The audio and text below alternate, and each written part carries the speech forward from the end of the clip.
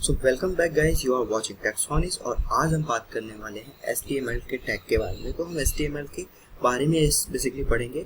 So first question is कि what is the HTML। तो HTML is a hypertext markup language. It's not a programming language. Basically the second interview question is the HTML is a programming language. तो basically बहुत ही simple answer है, HTML is not a programming language. It's a hypertext markup language. It's support only for the structure.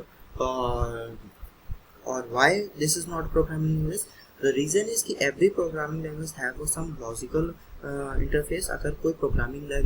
अगर कोई भी language किसी logical instruction को complete करके कुछ रिजल्ट देती है तो वो एक प्रोग्रामिंग लैंग्वेज है, अदरवाइज नहीं। सो HTML is not a programming language, ये सिर्फ स्ट्रक्चर बनाने का काम आती है। तो फिर क्वेश्चन आता है कि इसके लिए हमें क्या क्या रिक्वायरमेंट होती है। तो हमें सबसे पहले रिक्वायरमेंट होती है एक सिस्टम की, जो कि i3 हो, i5 हो, i7 हो, डजेंट मैटर। फिर उसके बाद हमें एक एडिटर की रिक्वायरमेंट होती है, मेरे पास सबलाइन टेक्स्ट है। और फिर इसके बाद रिक्वायरमेंट होती है कि जब आप जो अपने HTML का पेज बना रहे हैं उस पर एक्सटेंशन .html यूज होना चाहिए। और इसके अलावा आपके पास एक ब्राउज़र होना चाहिए, कैसा भी ब्राउज़र हो। मेरे पास क्रोम है, आपके पास सफारी, ओपेरा, सफारी कुछ भी हो सकता है। मैक में खोल रहा हूँ, सॉरी। तो हम इस यहाँ पे हमें आपको देखने को मिल रहा होगा HTML.html एक फाइल बनी हुई है, मुझे इसी को खोलना है अब। तो हम चलते हैं, हम इसको अपने फोल्डर में चलते हैं। सो बेसिकली आप इसको दो तरीके से खोल सकते हैं। जब आप कोई फाइल बनाएंगे तो रिसेंट में आएगी और वो रिसेंट के थ्रू आप खोल सकते हैं क्विक एक्सेस से। अदरवाइज आप अपने फोल्डर पे जाइए। मेरे केस पे फोल्डर पे जाने के लिए मुझे लारावेल नाम का यहाँ पे फोल्डर सी देखना होगा। वहाँ के अंदर एक ecom नाम का फोल्डर होगा, उसके अंदर एक फ्रंटेंड नाम का फोल्डर होगा, वहाँ पर जाकर मैंने ये फाइल बनाई हुई है। तो बेसिकली ये HTML.html अवेलेबल है, क्योंकि ये हमारी खुल गई। यहाँ पर आपको कुछ भी नहीं मिल रहा है, ठीक है। अब हम इसको स्टार्ट कर देते हैं कि कैसे इस पे चीज़ें होंगी। तो इसके लिए हम सबसे पहले एक बेसिक सा इस पे HTML का कोड रख देते हैं, जिसकी पहली लाइन बता रही है कि डॉक टाइप HTML है और HTML का ये 5th वर्जन है। या इस लाइन का मतलब होता है कि डॉक टाइप HTML का मतलब इस अगर लाइन को लिख दिया तो 5th वर्जन ऑफ HTML आप यूज़ कर रहे हैं, कि आप ब्राउज़र को बताते हैं, आप अपने आप को नहीं बता रहे होते, ठीक है। उसके बाद हम बात करते हैं सेकंड लाइन की, जो कि हमारा एक HTML टैग होता है। ये एक ओपन एंड क्लोज टैग है और HTML लिखने के लिए ये सबसे इम्पोर्टेंट टैग है। उसके अंदर दो इम्पोर्टेंट टैग और आते हैं, one is a head tag, second is a body tag. अगर आपने कोई भी चीज़ हेड टैग के अंदर रखी है तो वो आपके ब्राउज़र को या सर्च इंजन को बताएगी, और जो चीज़ें आप बॉडी पे रखेंगे वो आपके यूज़र को दिखाएगी। हेड टैग के अंदर भी आपका एक टैग आता है टाइटल टैग। टाइटल टैग ऐसा टैग है जो कि आपके फ्रंट एंड में शो होता है। लाइक देखिए, ये डॉक्यूमेंट लिखा हुआ है, मैं इसको सेव कर लेता हूँ, इसको रिफ्रेश कर देता हूँ। यहाँ पे डॉक्यूमेंट लिखाया, मैं यहाँ पे शिवांश लिख दूंगा तो यहाँ शिवांश लिखाएगा। अमेजोन आप लिखा देखते हैं, जब आप अमेजोन का वेबसाइट खोलते हैं तो वो इसी के थ्रू होता है। उसके जो टाइटल है उसके अंदर अमेजोन लिखा होता है। देखिए, मैंने अमेजोन लिख दिया, मैं यहाँ पे शिवांश लिख देता हूँ तो शिवांश लिख जाएगा, ठीक है। आप इसको कैप्स लॉक स्मॉल में कैसे भी लिख सकते हो, कोई प्रॉब्लम नहीं। हेड टैग के अंदर पहली जो कंडीशन है, जो इम्पोर्टेंट टैग है, वो है मेटा। मेटा टैग क्या होता है? मेटा टैग मेटा इन्फॉर्मेशन को लेता है, मेटा डिस्क्रिप्शन को लेता है, मेटा कीवर्ड्स को लेता है, मेटा के ऑथर को लेता है। और मेटा टैग एक ऐसा मेटा डेटा एक ऐसा डेटा है जो कि आपके ब्राउजर को और सर्च इंजन को सपोर्ट करता है। जैसे कि 4th नंबर लाइन बता रही है Meta basically open close tag नहीं होता है, ये सिंगल टैग होता है।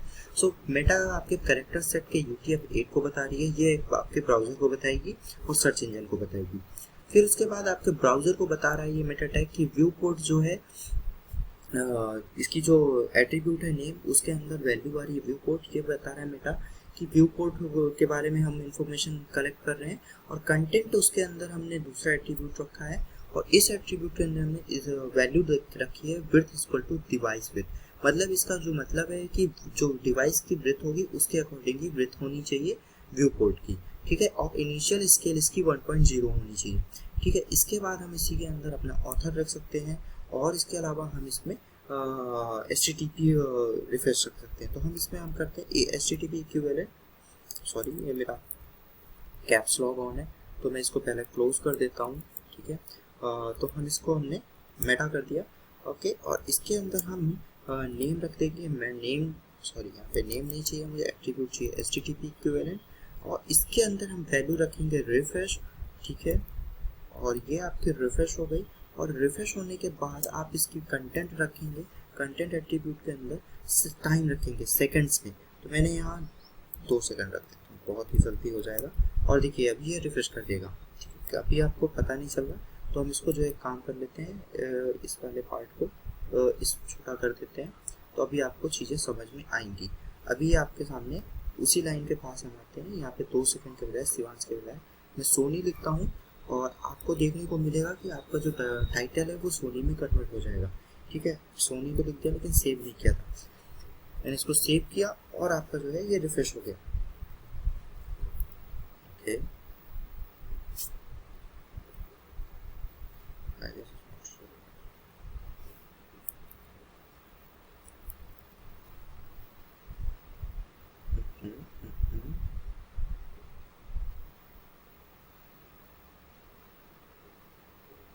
ओके, लेकिन इसे रिफ्रेश नहीं किया, ठीक है, कोई बात नहीं।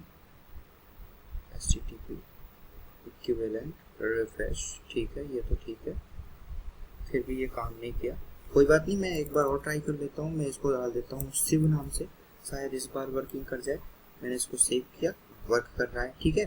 तो अब इसके अलावा मेटा के अंदर ही आप URL पास कर सकते हो, तो उसके लिए आपको यहाँ पे URL लिखना होगा, और URL लिखने के बाद आपको इक्वल का सिंबल लगाना होगा, HTTP लिखना होगा, कॉलन लिखना होगा, डबल स्लैश लिखकर www डालना होगा, डॉट लगा के गूगल.com, ठीक है, ये एक वेबसाइट है। सेव कर दिया, और देख लो 2 सेकंड 5 सेकंड के अंदर ही आपको google.com में ले जाने वाला है।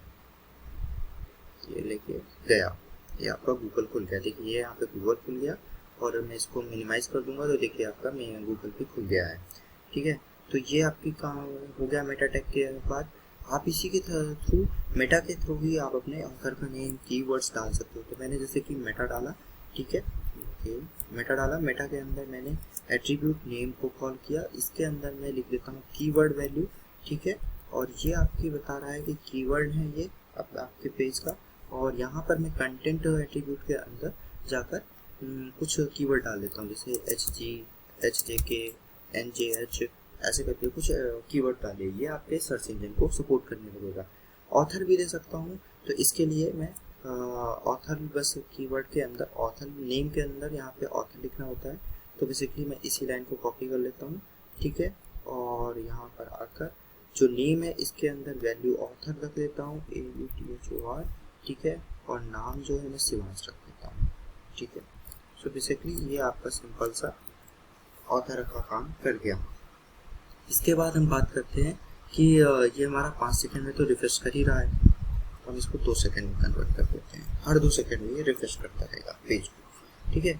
इसके बाद हम बात करते हैं टाइटल की, जो कि हेड टैग के अंदर आती है। टाइटल आपका बता दिया मैंने कि ये आपके टॉप में इंफॉर्मेशन प्रोवाइड करता है, ठीक है। बेसिकली आपका पेज यहाँ पर होना चाहिए था, ओके, मेरा पेज बंद हो गया क्योंकि मैंने बाय डिफ़ॉल्ट गूगल को कॉल कर दिया है, और मुझे अभी गूगल बंद करना होगा, अदरवाइज मेरे को प्रॉब्लम हो जाएगी। क्यों? क्योंकि वो बार बार तो मुझे गूगल पे लेके आ रहा है। तो ये वाली लाइन हटा देता हूँ और सेव कर दिया, और अपने पेज को वापस से खोल देता हूँ, नहीं तो मुझे बार बार गूगल में रिडायरेक्ट करता रहेगा। ये आपका बन गया। इसके बाद हमारे पास जो आती है इन्फॉर्मेशन, वो होती है टाइटल। टाइटल मैंने आपको बताया ऊपर आता है। इसके बाद आप लिंक यहाँ पे कर सकते हैं। लिंक्स में आपका स्टाइल सीट आ गया, ठीक है। जो रिलेवेंट बताता है वो आपका स्टाइल सीट होती है, और HRF के अंदर आपको आपका लिंक बतानी होती है कि आप किस फाइल को लिंक करना चाहते हो। लाइक मैं इसमें देख लेता हूँ कुछ लिंक करने लायक फाइल है, तो लिंक करके दिखा देता हूँ, ठीक है। आपका लारावेल के अंदर ई कॉम के अंदर फ्रंट एंड के अंदर CSS नाम का फोल्डर है, और CSS नाम के फोल्डर के अंदर CUC CSS फाइल है। तो इसके लिए आपको सबसे अपना फोल्डर का नाम लिखना है, क्योंकि आपका सेम फोल्डर पे तो CSS, उसके अंदर CUC CS, ये आपकी लिंक होगी।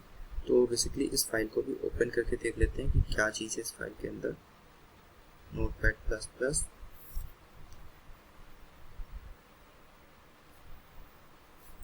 देखिए ये आपका बॉडी के अंदर आपको कुछ ऐसी चीज़ें लेके बैठा हुआ है जिसका कोई काम तो है नहीं। तो मैं इसको हटा ही देता हूँ, CUCSS को हटाकर एक फाइल ही बना देता हूँ जिसको हम cu.css नाम का बना रहे हैं।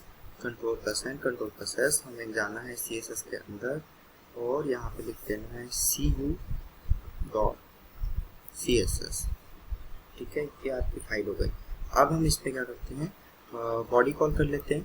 ठीक है, बॉडी कॉल कर लिया तो बॉडी हमारे टैग है, इसके अंदर हम बैकग्राउंड कलर डाल देते हैं और बैकग्राउंड कलर हम येलो डाल देते हैं तुरंत फटाक से। अभी हमारा लिंक हो गई है ये फाइल। ठीक है, हम अपने पेज पे आ जाते हैं और इसको चेक कर लेते हैं, क्योंकि ये 2 सेकंड में रिफ्रेश हो गया है तो मुझे रिफ्रेश करने की जरूरत नहीं है, बैकग्राउंड का कलर येलो हो गया है। ठीक है, तो आपकी ये लिंक का काम आ गया। इसके अलावा आप CTN पाथ वगैरह अगर आप देना चाहते हो तो वो भी दे सकते हो। स्क्रिप्ट टैग देना चाहते हो तो स्क्रिप्ट दे सकते हो। बेसिकली अगर आप जावा स्क्रिप्ट या jQuery वगैरह को ये दे रहे हो तो यहाँ पे आपकी स्क्रिप्ट टैग आएंगी, तो आपने स्क्रिप्ट टैग ले लिया। लाइक हम इसको हम एक लाइव एग्जांपल से देखते हैं। बूटस्ट्रैप कॉल कर लेते हैं। बूटस्ट्रैप में स्क्रिप्ट टैग आपको जावा स्क्रिप्ट के थ्रू मिल ही जाता है। ठीक है, तो बूटस्ट्रैप हमने कॉल कर लिया। ये हमारा बूटस्ट्रैप है। बूटस्ट्रैप में नीचे आए तो यहाँ पर आपको ये JS डिलीवरी आई, ये स्क्रिप्टिंग टैग है और ऊपर लिंक टैग है, दोनों चीज़ यहाँ पे दे रखा है। आपने इस वाले पार्ट को कॉपी किया तो ये आपका CDN JSDelivery.net.npm के थ्रू, बूटस्ट्रैप 5.3 के थ्रू आपका JS bootstrap.bundle.m मिनी फाइल का JS फाइल को लगा दिया है, इंटीग्रिटी बता दिया है और क्रॉस ओरिजिन भी बता दिया है यहाँ पे। ठीक है, सारी चीज़ें स्क्रिप्टिंग के अंदर बता दिया है। इसके बाद आप जो है स्टाइल टैग यूज़ कर सकते हो, जो कि आपका हेड टैग के अंदर ही आता है। अगर आपको ऑन पेज स्टाइल देना है, देखिए अब मैं क्या करता हूँ, एक बॉर्डर दे देता हूँ, सॉरी बॉडी टैग को कॉल कर लेता हूँ, बॉडी। ठीक है, वहाँ पर मैंने क्या किया है, बैकग्राउंड दिया है। यहाँ पर मैं क्या दे रहा हूँ, बॉर्डर दे रहा हूँ। तो बॉर्डर का सबसे पहली वैल्यू होती है पिक्सल, तो मैं करता हूँ 10 पिक्सल। ठीक है, फिर होता है स्टाइल, मैं यहाँ पे सॉलिड दे रहा हूँ, डॉट दे देता हूँ, डॉटेड। 10 टाइप की स्टाइल होती है। कलर दे देता हूँ ग्रीन, तो येलो में ग्रीन शो करेगा। सेव किया, यहाँ पे आया, पेज मेरा सेव रिफ्रेश हो गया। ये देखिए अभी देखो, इसी में मैं हाइट दे देता हूँ। बॉर्डर की हाइट भी होनी चाहिए कुछ बॉडी की, तो हाइट दे देता हूँ 99%। ये आपकी बॉडी की हाइट है और आप इसको रिफ्रेश करोगे तो कह रहा है कि भाई साहब 99 से कोई कुछ नहीं होगा, मैं ना जानता।